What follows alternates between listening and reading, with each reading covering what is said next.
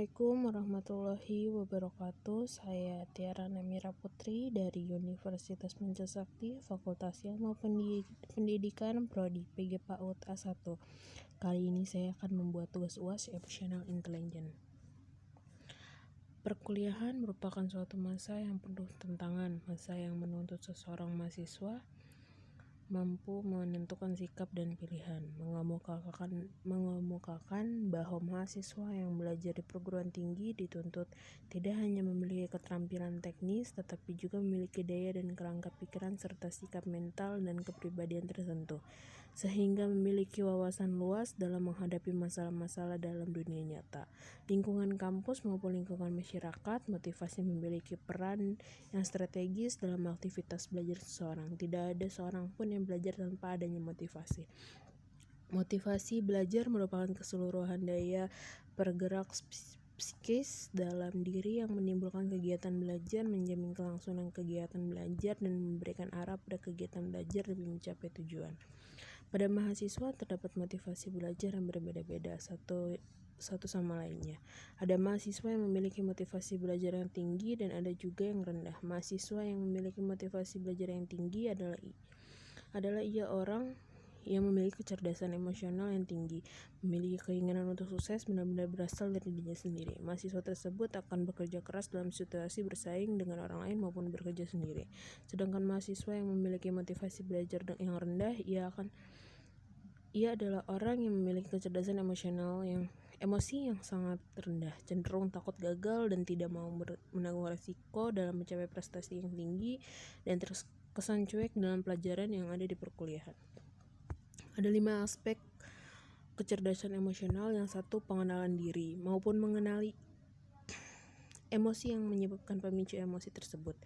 Jadi individu maupun mengevaluasi dirinya sendiri dan mendapatkan suatu informasi untuk melakukan suatu tindakan.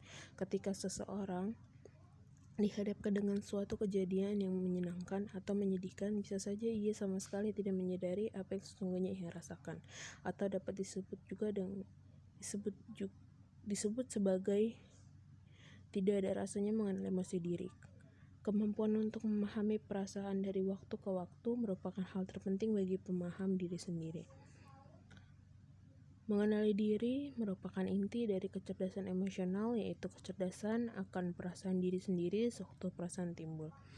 Yang kedua, penguasaan diri atau self-regulation. Seseorang mempunyai penguasaan diri yang baik dapat lebih terkontrol dalam membuat tindakan agar lebih berhati-hati. Individu juga berusaha untuk tidak impulsif, akan tetapi perlu diingat akan hal ini bukan berarti banyak orang yang tersebut menyembunyikan emosinya, melainkan memilih untuk tidak diatur oleh emosinya. Yang ketiga, motivasi diri atau self-motivation. Ketika suatu berjalan tidak sesuai rencana, individu yang memiliki kecerdasan emosional yang tinggi akan mampu memotivasi dirinya sendiri untuk dapat memperbaiki masalah yang dihadapinya, menggunakan hasrat yang paling dalam untuk menggerakkan dan menuntun dirinya sendiri menuju sasaran, membantu diri sendiri inisiatif dan bertindak saat efektif untuk bertahan menghadapi kegagalan dan frustasi.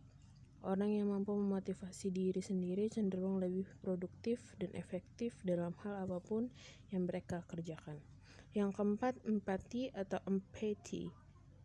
Kemampuan untuk mengenali perasaan orang lain dengan merasakan apa yang orang lain rasakan jika dirinya sendiri yang berada pada posisi dirinya sendiri membutuhkan hubungan saling percaya dan menyelaraskan diri dengan macam-macam orang. Yang kelima, hubungan yang efektif atau effective relationship. Dengan adanya 4 kemampuan tersebut, seseorang dapat berkomunikasi dengan baik secara efektif. Kemampuan untuk memecahkan masalah lebih ditekankan dan bukan untuk konfrontasi yang tidak penting yang sebenarnya dapat dihindari. Orang yang mempunyai kecerdasan emosional yang tinggi mempunyai tujuan yang konstruktif dalam pikirannya. Sekian, terima kasih. Wassalamualaikum warahmatullahi wabarakatuh.